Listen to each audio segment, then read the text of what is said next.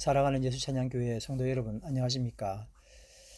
오늘 안녕하십니까? 라는 이 인사가 굉장히 새삼스럽고 새롭고 또 참 대단한 인사라고 생각합니다. 과연 여러분 안녕하시고 하나님의 사랑 가운데 평안하시기를 간절히 축원합니다. 오늘 함께 나눌 말씀은 신명기 10장 말씀입니다. 신명기 10장 말씀입니다. 1절 제가 읽도록 하겠습니다. 그때에 여호와께서 나에게 이르시기를 너는 처음과 같은 두 돌판을 다듬어 가지고 산에 올라 나에게로 나아오고 또 나무 궤 하나를 만들어라.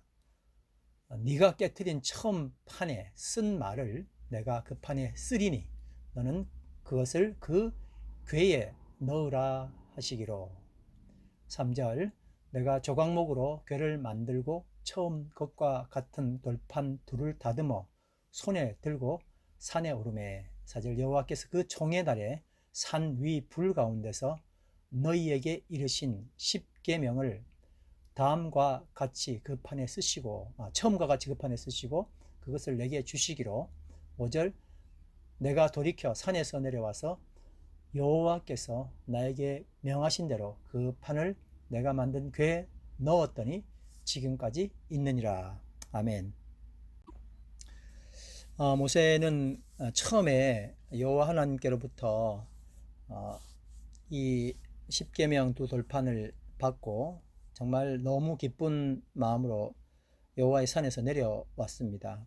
그런데 참 어이없게도 이스라엘 백성들은 아론을 부추겨서 우상 숭배에 빠지게 되고 말았습니다. 이 모습을 바라본 모세는 너무나 황당했었죠. 그래서 그는 그 돌판, 언약 두 돌판을 깨부시고 말았습니다.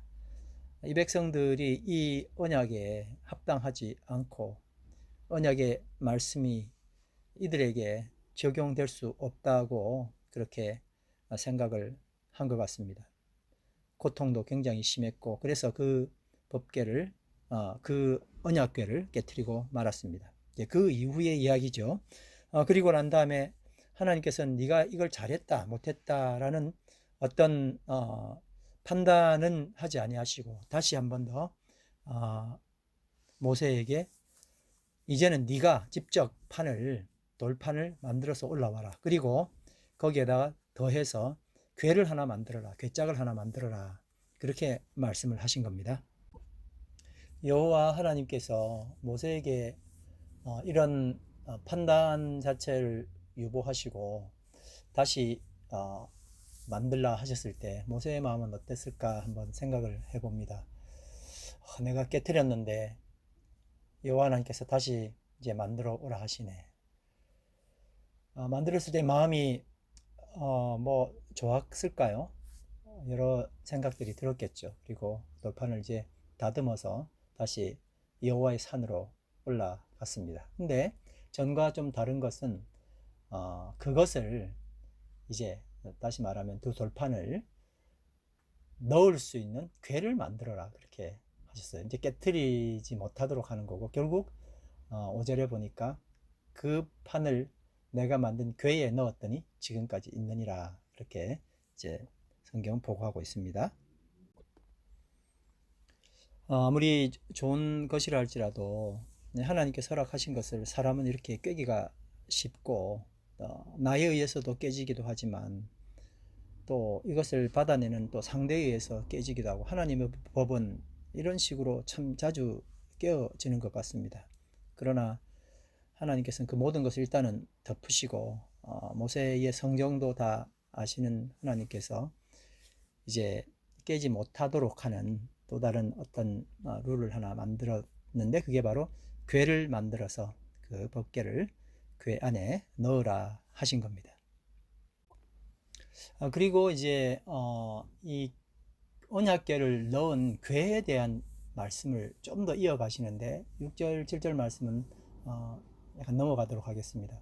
8절 9절 말씀 보니까 이렇게 되어 있습니다. 8절 그때 여호와께서 레위 지파를 구별하여 여호와의 언약 궤를 매게 하여 여호와 앞에 서서 그를 섬기며 또 여호와의 이름으로 축복하게 하셨으니 그 일은 오늘까지 이르느니라. 9절. 그러므로 레위는 그 형제 중에 분깃이 없으며 기업이 없고 내 하나님 여호와께서 그에게 말씀하신 같이 여호와가 그의 기업이시니라. 아멘. 마침내 이제 10계명이 쓰여진, 계명이 쓰여진 언약 돌판이 언약 궤 속에 들어가게 되고 그 궤를 관리하고 움직이는 일을 하는 사람이 정해지게 되었습니다. 그 사람이 바로 레위 지파였고 레위였습니다. 여러분, 근데 여기서 언약궤를 맨다라는 의미가 아주 중요한 개념인데, 여러분, 언약궤를 맨다는 게 무슨 뜻일까요?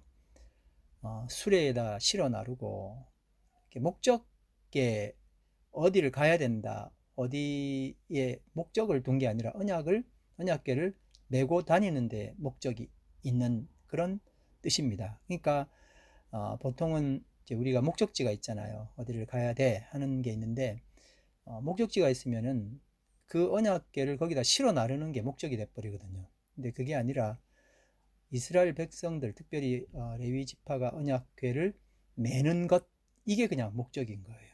언약궤를 매는 게 목적이지 내 목적을 이루기 위해서 언약궤를 어디 갖다 실어 나른다 하는 그런 개념이 아니라는 겁니다. 그렇다면 이제 이 언약궤를 매는 이야기를 다른 모세오경에서 어떻게 표현하고 있는지를 좀 보면 이해가 쉬울 수 있습니다. 민수기 10장 11절에 보니까 둘째 해 곧 둘째 달 스무날에 출애굽 2년 2월 20일 그런 말이죠.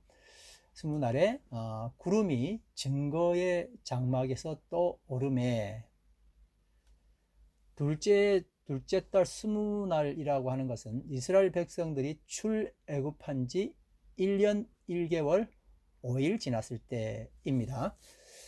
드디어 이스라엘 백성이 가나안 땅을 향하여 이른바 광야의 행진을 시작하게 된 겁니다. 여기서 가장 중요한 포인트는 그 광야의 행진의 선두가 누구였냐, 무엇이었냐 하는 겁니다. 그게 바로 민수기 10장 말씀에 기록되어 있습니다.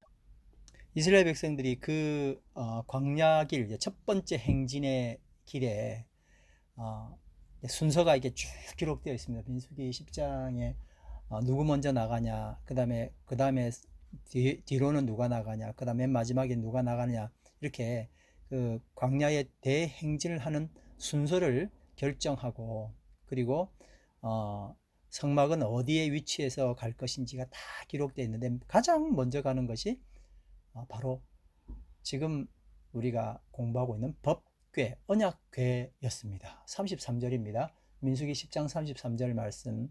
그들이 여호와의 산에서 떠나 3일 길을 갈 때에 여호와의 언약궤가 그 3일 길에 앞서가며 그들의 쉴 곳을 찾았고, 34절. 그들이 진영을 떠날 때에 낮에는 여호와의 구름이 그 위를 덮었었더라.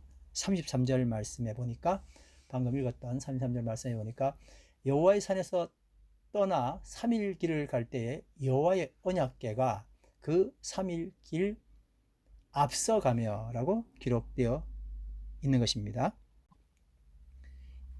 광야의 행진, 선두에 바로 여호와의 언약궤가 있었고, 언약궤가 이끌어지는 대로 이스라엘 백성들은 그 길을 가게 되었습니다. 광야에 먹을 음식, 마실 물, 황량한 그런 곳에서 이스라엘 백성들이 단 하나 배우는 것은 하나님만 의지하고 사는 방법이었습니다. 언약궤가 맨 앞서 나아가면 동쪽에서부터 진을 쳤던 유다 지파가 움직이고 나머지 지파들도 따라가고 지파들을 표시하는 깃발들이 바람에 펄럭이고 물건과 장비를 실은 수레바퀴가 우렁차게 굴러가게 됩니다. 다 준비한 대로 질서정연하게 나아갔습니다. 그래서 그렇게 이스라엘 백성들은 시내산을 떠나가게 되었습니다. 힘들었겠죠. 또 나름 광야지만 정착 하나 했는데 이들이 이제 마침내 그들의 시내산 삶을 청산하고 이제 광야로 그들의 삶을 이어 나가는 것이었습니다. 근데 맨 앞에 나갔던 게 바로 법궤였습니다. 선두에서 말미까지 정말 질서정연하게 그들에게 주어진 길을 가기 시작했던 겁니다. 근데 그 길을 인도하는 것은 바로 법궤였습니다. 하나님의 언약이 담겨져 있는 법궤, 언약을 담은 법궤가 그 길을 안내하기 시작했습니다. 여러분, 에덴을 떠난 이후에 길을 잃은 자들이었습니다. 그리고 마침내 길을 찾은 사람들, 그들이 그 길을 이제 걸어가게 된 것입니다. 길을 잃은 것이 죄지요. 다시 말하면 우리는 죄가 무엇이냐라고 물어봤을 때 관역을 떠난 것이다 이렇게 하지 않습니까?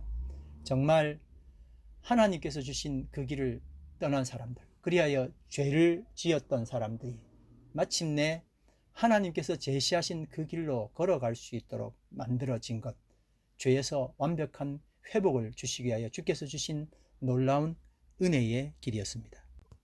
이스라엘 백성들은 이제 어디가 내 길인지 길을 잃고 죽음을 맞이했지만 이제부터는 법궤가 인도하는 그 길을 걸음으로 참된 길을 찾게 된 것입니다.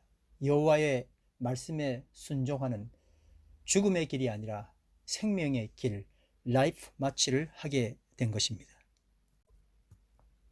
여러분, 성전에 이제 우리가 성막 공부를 출애굽기 하면서 했었는데 성전에 맨 먼저 들어가면은 떡상이 보여지는 떡상이 있습니다. 거기서는 실질적으로 먹는 것이지요. 그리고 옆에는 또 뭐가 있습니까? 바로 붙어서 금촛대, 7촛대 보여지는 빛을 뿌리는 금촛대를 보게 됩니다. 다 보여지는 것이죠. 그 다음에 또 휘막과 지성소와 성소를 가르는 회막을 휘장을 가르는 그 앞에 서 있었던 것이 뭐죠? 그게 바로 분향단 아닙니까? 향불이 보여졌었습니다.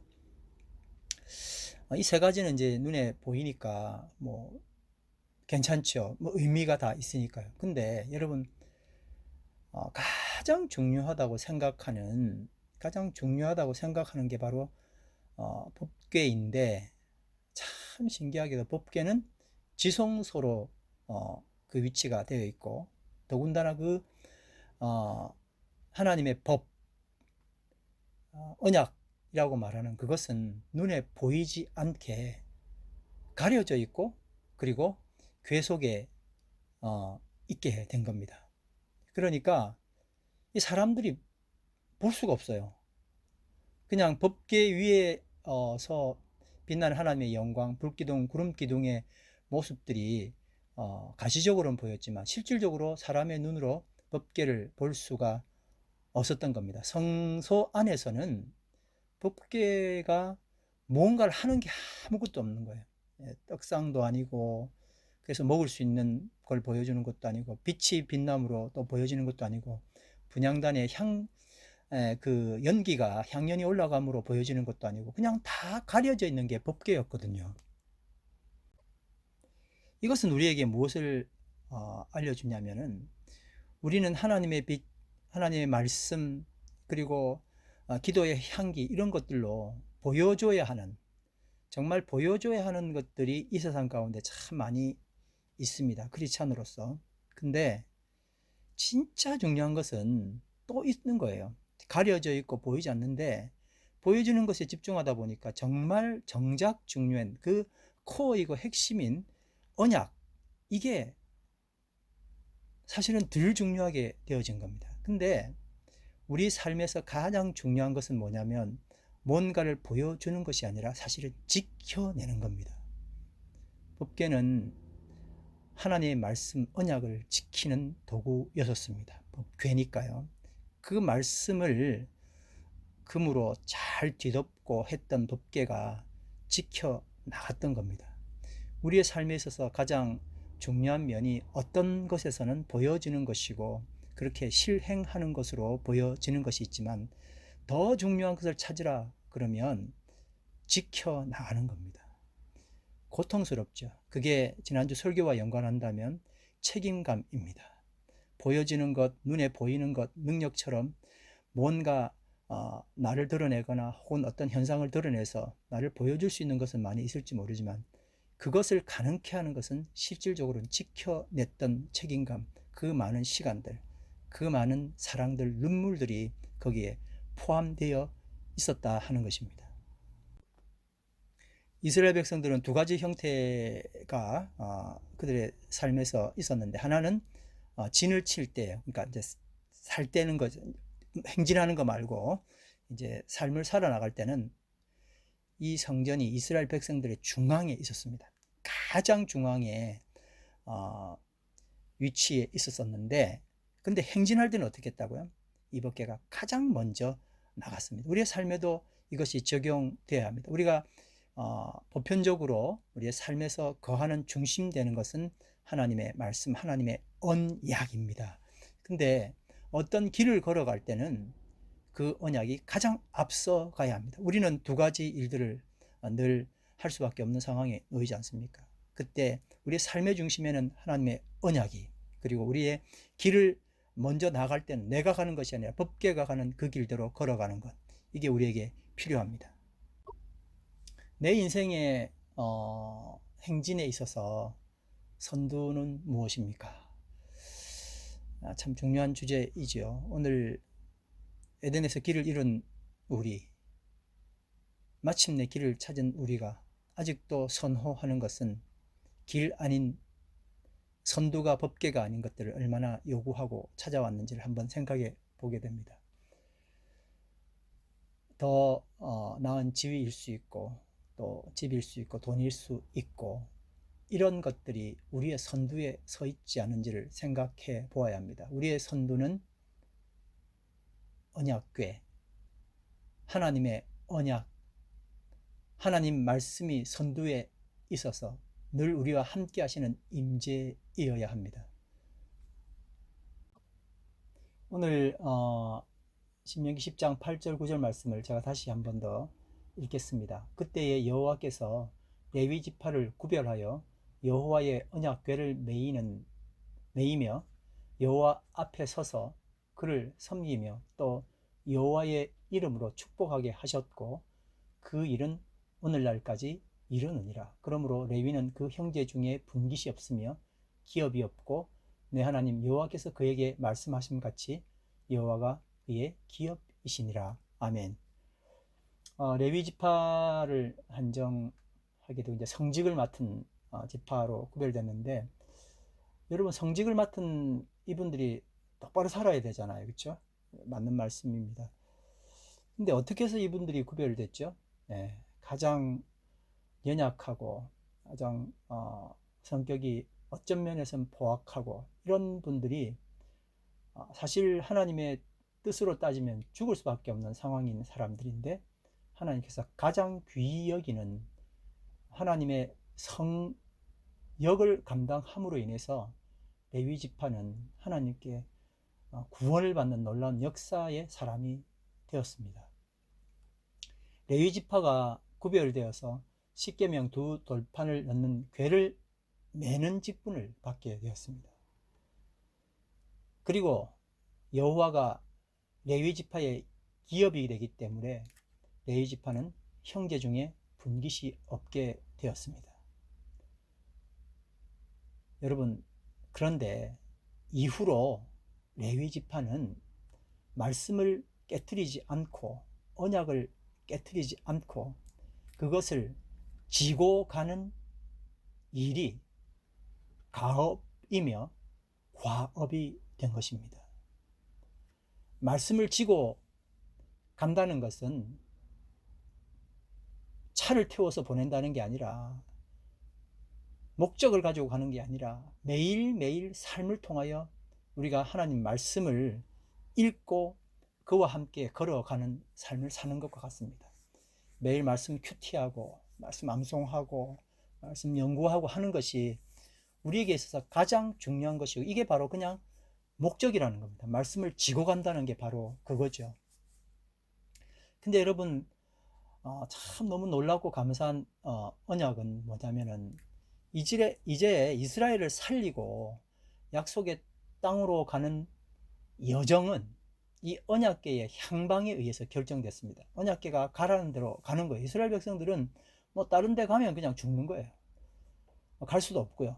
그래서 그냥 언약궤가 가는 대로 가는데, 그 속에서 뭐 나쁜 생각도 하고 뭐 여러 가지 좋지 못한 일들이 일어나겠죠. 그런데 이들이 큰 그림으로 가는 것은 무엇이었습니까? 언약궤의 방향 따라 갈 수밖에 없게 만들어졌다는 거예요. 이렇게 해서 이스라엘은 가시적으로 언약을 따르는 백성이 되었습니다. 참 너무 놀라운 하나님의 축복인 것 같아요. 그들의 삶은 보면 참 엉망진창인데도 불구하고 결국 그들은 언약의 백성이에요. 언약을 따르는 백성이에요. 가시적으로는 그들이 언약을 따르는 백성이 되고 만 것입니다. 이것이 바로 하나님의 언약이죠. 우리가 잘해서의 문제가 아니라 하나님이 끝까지 우리를 사랑하시고 끝까지 역사하신다는 겁니다. 사실 이들은 처음부터 끝까지 하나님 배신했잖아요. 여호와를 배신한 거예요. 근데 하나님의 측면에서 보면 이들은 언약궤를 따라 40년을 돌아다닌 언약을 따르는 백성이 된 것입니다. 제 말씀의 초점은, 그러니 우리가 아무렇게나 살자 하는 이야기를 하는 게 아니라 하나님 측면에서 이 말씀을 좀 더 생각해 보자는 겁니다. 하나님은 하나님의 계획을 가지고 계시고, 이런 40년 내내 하나님을 배신하고 돌아다니는 이 백성들을 하나님은 그냥 내칠 수 있지만, 그들이 그렇게 산다 할지라도 하나님의 뜻은 여기 다 있었습니다. 결국 하나님은 이 사람들이 언약을 따르는 백성, 그렇게 되도록 역사하셨던 겁니다. 하나님의 계획, 하나님의 손바닥에서 벗어나지 못하게 이토록 언약을 결국 지켜내시는 하나님께 영광을 올려드립니다. 그리고 내가 지금 현재 내 상황에서 가끔 배신도 하고 내 마음대로 살지만, 결국 언약을 이루게 하신 것은 내가 아니라 하나님이시고, 그 하나님께서 나를 사랑하셔서 결국 언약 가운데 이루도록 역사하실 것이라는 이 놀라운 이야기가 실질적으로 또 고통 가운데 있는 뉴질랜드, 오클랜드, 그리고 우리 여천양 공동체 개개인이 당하는 이 어려움이 하나님의 우리를 사랑하시는 그 길을 오히려 인도하시는 놀라운 축복임을 믿게 되기를 간절히 바랍니다. 다시 시작된 레벨 조정으로 인해서 우리는 오히려 고통스럽지만 찬성하고 좋다 하는 이야기는 아닙니다. 그러나 광야의 길을 내시는 하나님을 더 의지할 수 있는 은혜가 다시 생긴 것이고, 또 그동안 그 짧은 기간 동안 선두에 섰던 법궤가 다른 것으로 대치되는 상황이 또 이르려고 했을 때 주님의 역사하심으로 다시 법궤가 제자리를 찾는 어떤 은혜가 이 교회에 있게 되길 바라고, 그것이 하나님 인도하심으로 지속되게 되기를 오늘 신명기 10장 말씀을 통해서 다시 한번 결심해 봅니다. 찬양과 감사를 드립니다. 아멘.